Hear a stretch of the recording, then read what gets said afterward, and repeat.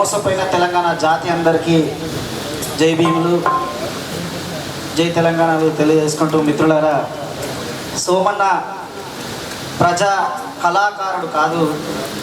కళాకారుడు అంటే KCR meeting start అయ్యే ముందు పాటలు పాడి, డిస్టర్బెన్స్ వచ్చినప్పుడు పాటలు పాడి జనాన్ని కూడగొట్టడం వరకే ఏదో పాట పాడి పోయేటాడు కాదు. కళాకారుడు అంటే ఓన్లీ పాటలు పాడి పోయేటాడు.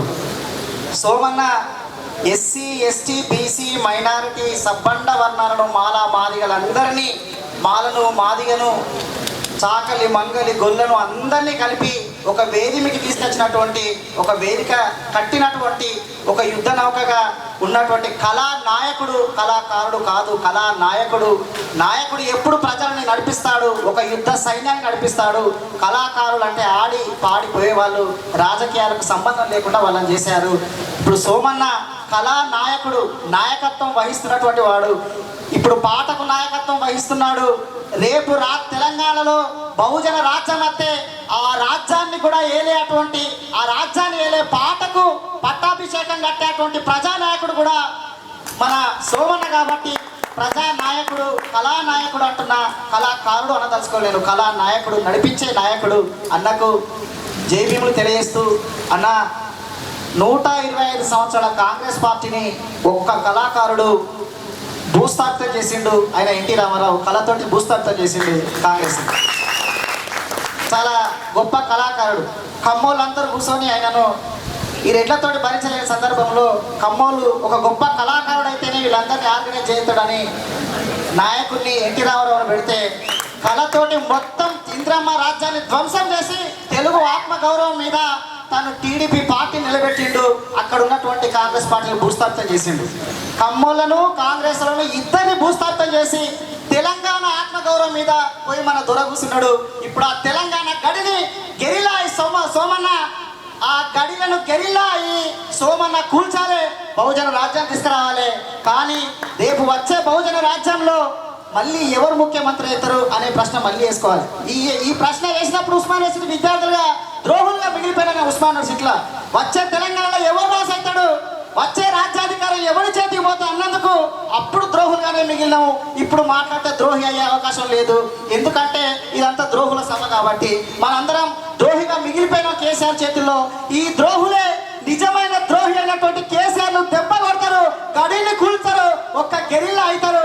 ఆ పాట గెరిల్లా కావాలి. ఆ పాట పార్లమెంటుకు పోవాలి. ఈ ఆట అసెంబ్లీలకు పోవాలి. అన్న రాసిన పాటనే పాట పాడమన్నాడు అన్న. నేను పాట పాడకుండా, పాట ఎంత పవర్ఫుల్, అసలు పాట కళారూపం అనుకుంటారు కానీ పాట ఎంత రాజకీయమో అన్న రాసిన పాటనే చెప్తా. ఆటలు ఆడేటోళ్ళు అంతా అసెంబ్లీకి వెళ్ళాలి, ఆటలు ఆడేటోళ్ళు అంతా అసెంబ్లీకి వెళ్ళాలి, రాజకీయాలు చెయ్యాలి. ఆటలు ఆడేటోళ్ళు అంతా అసెంబ్లీకి వెళ్ళాలి, రాజకీయాలు చెయ్యాలి.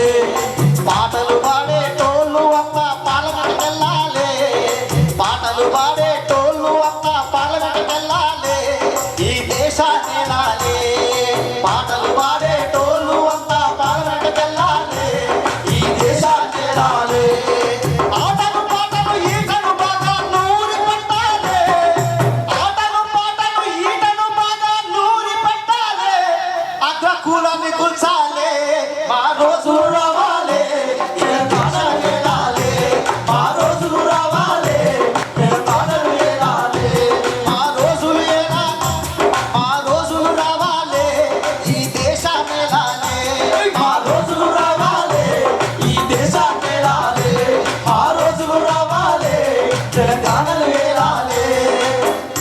ఈ అద్భుతమైన పాట రాసిన ప్రజా వాగ్గేయకారుడు, నాయకుడు మన సోమన్న. గట్టి ఒకసారి చప్పట్లు కొట్టి, మిత్రులారా, ఆ పని ఎన్టీ రామారావు అనే ఒక కళాకారుడు, కళానాయకుడు అయినప్పుడు ఇంతమంది సబ్బండ వర్ణాలను, మాలా మాదిగ, కమ్మరి, కుమ్మరి, చాకలి వీళ్ళందరూ ఏకం చేసి యుద్ధం నడిపిస్తున్న సోమన్న కూడా ప్రజా నాయకుడు కావాలి. రేపు వచ్చే తెలంగాణకు ముఖ్యమంత్రి కావాలి. మిత్రులారా, ఎంతమంది ముఖ్యమంత్రి కావాలని కోరుకుంటారో చేయాలి.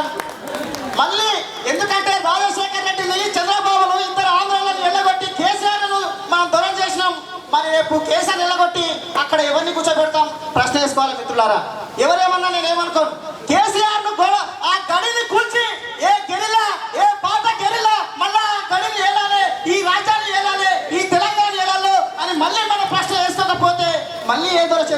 వస్తుంది, మళ్ళీ మా సుందర విజ్ఞాన కేంద్రం మళ్ళీ మీటింగ్ పెట్టుకోవాలి. ఆ పరిస్థితి దయచేసి సోమన్న తీసుకురావద్దని, నువ్వు తీసుకొచ్చేటువంటి తెలంగాణలో, ఎందుకంటే ఉస్మానియా విద్యార్థులుగా తెలంగాణ కోసం కొట్లాడి ఇక రాదు తెలంగాణ అన్నప్పుడు ఎంతోమంది విద్యార్థులు నేను తలకే నరుక్కుంటా, నేను కిరోసిన్ పోసుకొని చచ్చిపోతా అంటే ఆ మాటలు నమ్మి ఎంతోమంది విద్యార్థులు కాలిపోయిన్లు. ఆ కాలిపోయిన వాళ్ళ సాక్షిగా తెలంగాణ ఎవరి చేతిలోకి వచ్చిందో, ఏ గడిల చేతిలోకి వచ్చిందో మనం చూస్తూ ఉన్నాం. ఇప్పుడు ఆ గడిని కూలగొట్టి అధికారం మళ్ళీ ఎవరికి ట్రాన్స్ఫర్ అవుతుంది అనేది కూడా మనం ఆలోచించకపోతే మిత్రులారా, అప్పుడు తెలంగాణ వస్తే సాలని మొత్తం ఎస్సీ బీసీలకు ఉన్నారు. తెలంగాణ వస్తే ఎవరు రాజు కావాలి అని అగ్రకులాలు అనుకున్నారు. కాబట్టి వాళ్ళు రాజులైన్లు, మనం బానిసలైన. మిత్రులారా, రాజ్యాధికారం రాజనీతి శాస్త్రం తెలియకుండా పాలిటిక్స్ చేస్తే మళ్ళీ బానిసలైతాం, మళ్ళీ బానిసలైతాం.